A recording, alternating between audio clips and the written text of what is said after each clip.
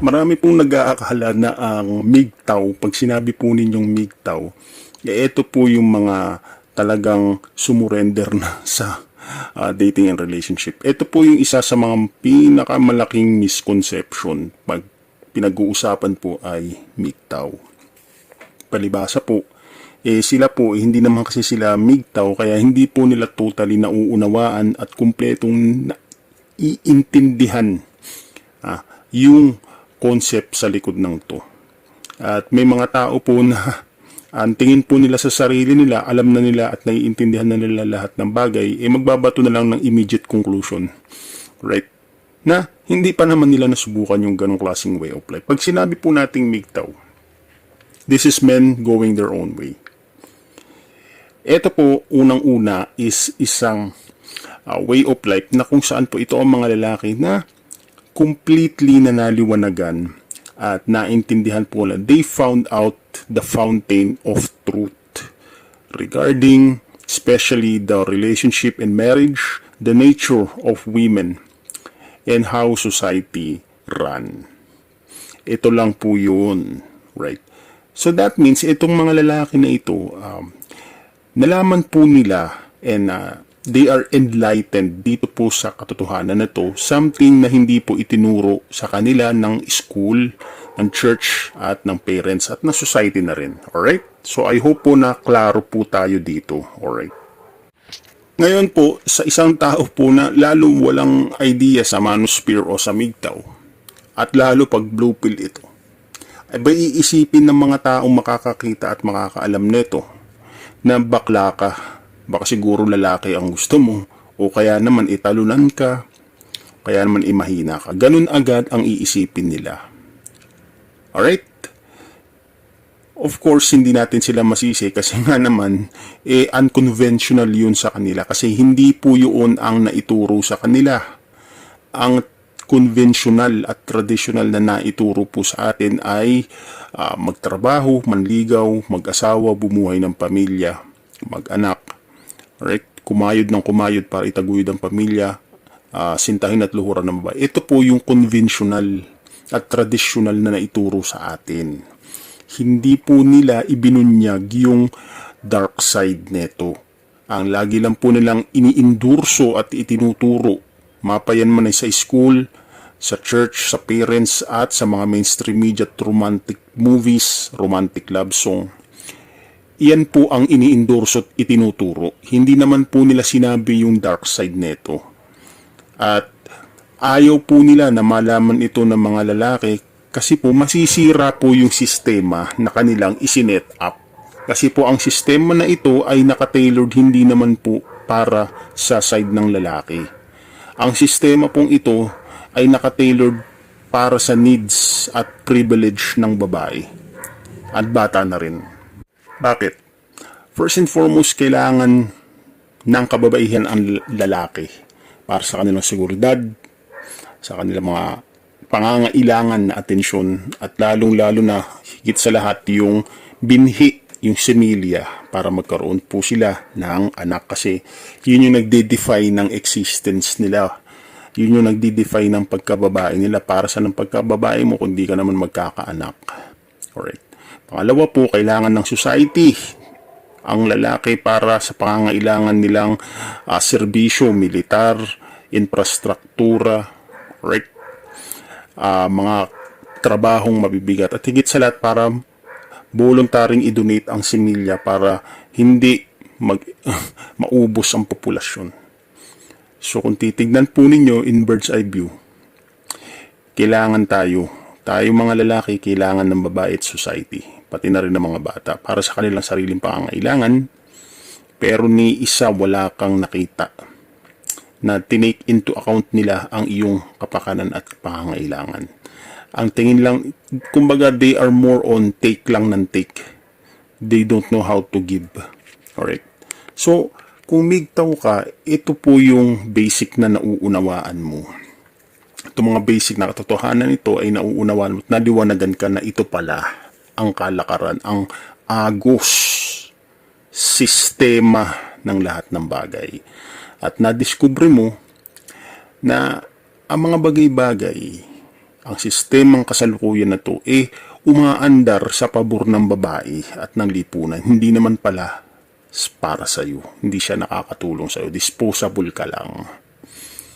Alright? Disposable ka lang. It's just parang gamit.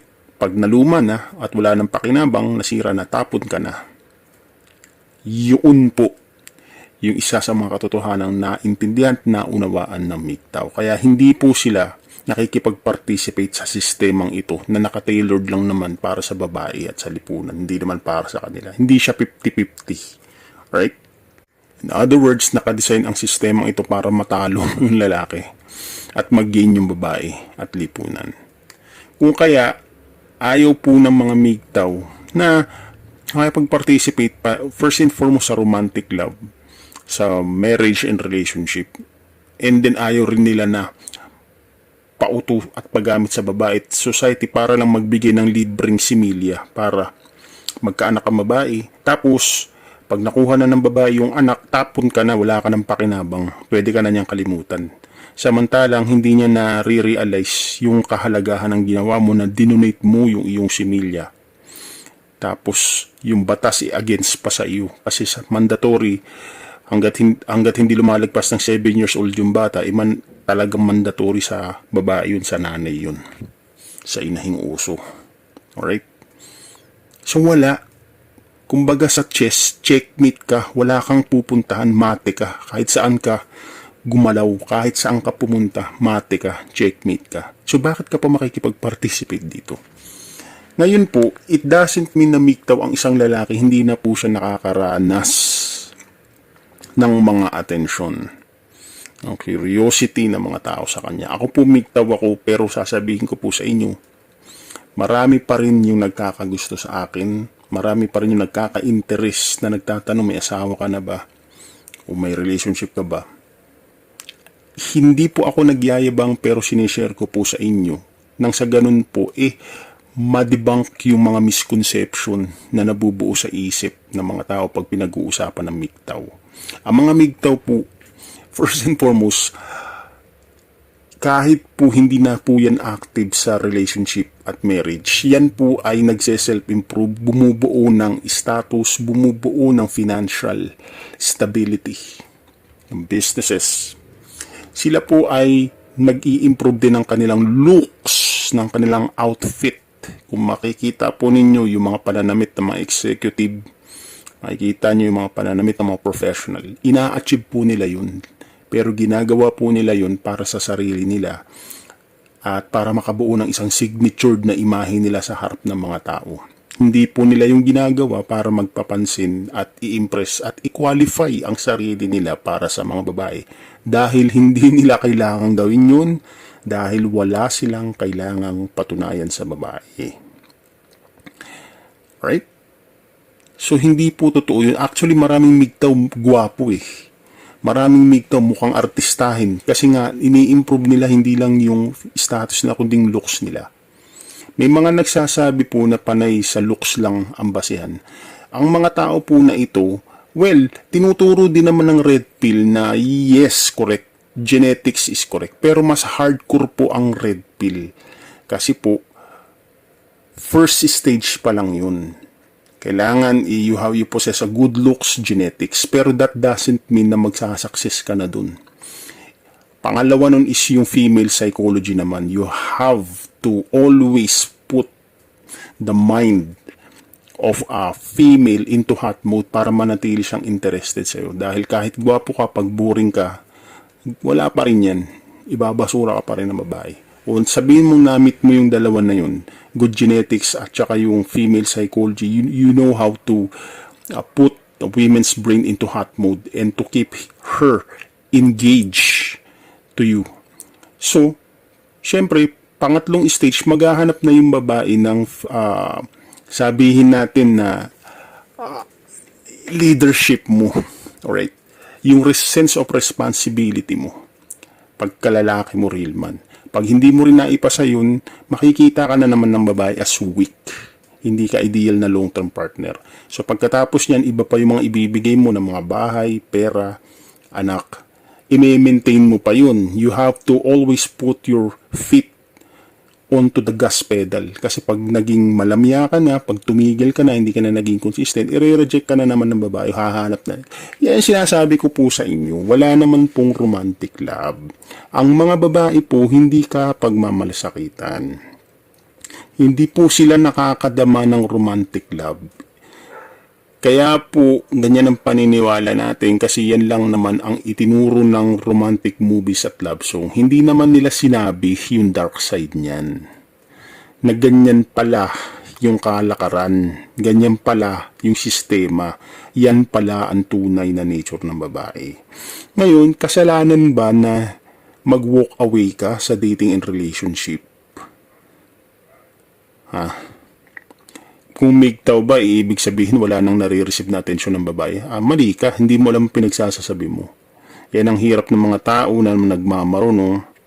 Lalo ng mga nagkikriticize sa red pill, sa MGTOW, mag-PUA daw, ipakita daw yung game. Pero sila mismo, wala naman silang pinapatunayan. Hindi naman nila pinapakita kung tumatalab ba yung game nila. Pero ang totoo, wala silang makuhang babae. Hirap din sila. Sin-zone din sila. Rejected din sila. Yan ang mga sinasabi ko na puro kayabangan ng mga nakikriticize dito. Wala namang kayang patunayan. Now, going back po, ito po yung maling misconception sa mga MGTOW eh. Akala po na, may mga MGTOW naman po na nakikipag-interact pa rin sa babae pero hindi sila nakikipag-commit. Right? Yun yung level 1 MGTOW. May mga MGTOW na hindi interesado sa babae pero nakikipagkapwa-tao. Pero interesado lang sila sa sarili nilang interest like yung business. Sila man ay mga nag-i-improve sa looks. Ginagawa ng mga MGTOW yung pag-i-improve sa looks at sa outfit para sa imahe nila, signature image nila sa publiko, hindi para sa babae. So hindi po totoo ang MGTOW talunan. Actually, mas malakas pa nga makapag-intrigue ang MGTOW kasi nga, babahain ka ng tanong ng mga babae dyan, may asawa ka na ba? Single ka na ba? Gaganunin ka niyan pag MGTOW ka. Kasi nga, ikaw, nakapokus ka lang sa sarili mo, hindi ka naghahanap ng validation sa babae. So, magtataka yung mga babae, bakit hindi ka ma-approach, bakit hindi ka nagpapapansin sa babae? Pero gwapo ka. Yung pananamit mo, high class. May status ka, may kotse ka. So, parang ang nangyayari, yung nare-reverse mo, nagiging passive yung attention na nare-receive mo sa babae. At totoo yan. Totoo yan. Ako na nagsasabi sa inyo, totoo yan. Right? So, tatalunin mo pa yung mga PUA, yung mga dating gurus, o yung mga nagtuturo ng mga looks daw kuno. Right? Tatalunin mo pa yun pag MGTOW ka. Ngayon, pag MGTOW ka, may lumapit na babae siya, may nagka-interest na babae sa'yo. Siyempre, ang ano mo doon, babalik ta rin mo ngayon yun. Ang gagawin mo, gagamitin mo yung female nature niya pabalik sa kanya. So, gagawin mo lang siyang tagasilbi mo, pero hindi ka mai-inlove sa kanya. Hanggat interesado yung babae sa'yo, MGTOW ka, gagawin mo siyang tagasilbi mo, pero ididistansya mo yung sarili mo sa kanya. So, yung babae ngayon na naghihirap, nag-e-effort na hindi niya namamalayan, in a subconscious level, din niya namamalayan na nag-e-effort siya sa'yo. Tapos ikaw wala kang pakialam sa kanya. Ginagamit mo lang siya sa pansarili mong pakialam. So, kaya mo siyang utusan na siya manlibre sa'yo. Yun. Right? Which is yan ang ginagawa ko ngayon. Right?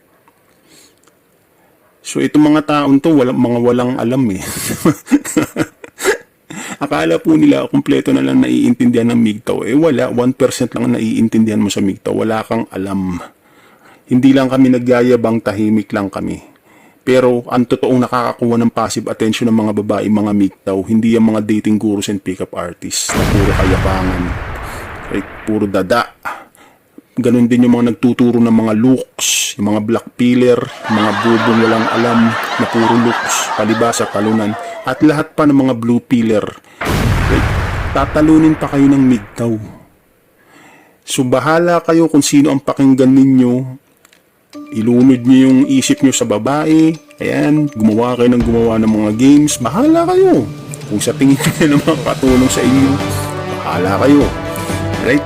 So, ito lang po at maraming salamat. Kung nagustuhan po ninyo, huwag mag-alala. Nakapag-subscribe naman po kami dito sa ating TikTok podcast ng The Red Bull PH at makibisita ang aming YouTube channel ng The Red Bull PH. Hanggang sa muli, manatili tayong maghilaan tayo pataas. Stay success rate and stay sharp. Again po, maraming salamat. Makita-kita po tayo sa susunod na episode ng The Red Bull PH.